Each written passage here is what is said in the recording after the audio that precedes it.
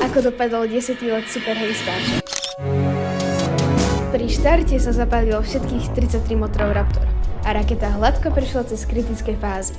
Oddelenie Starship od boostru prebehlo čisto a bez problémov. Super Heavy Booster tentoraz nemal pristať na plošine, ale bol navedený do Mexického zálivu. Cieľom bolo otestovať, ako sa booster správa pri výpadku niektorých motorov počas návratu.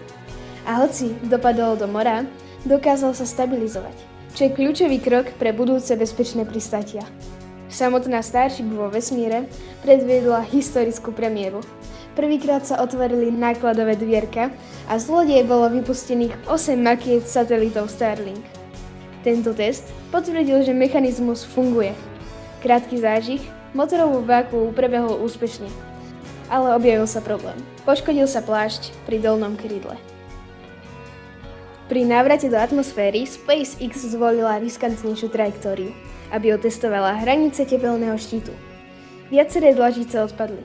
Časť povrchu sa odtrhla, ale loď napriek tomu prežila až do oceánu. Finále bolo prekvapivé. Starship sa otočila do vertikálnej polohy a mäkko dosadla na hladinu Indického oceána. A hlavný cieľ bol splnený. Otestovať maximum technológií v jednom lete, ako napríklad jednu dlažicu s aktívnym chladením.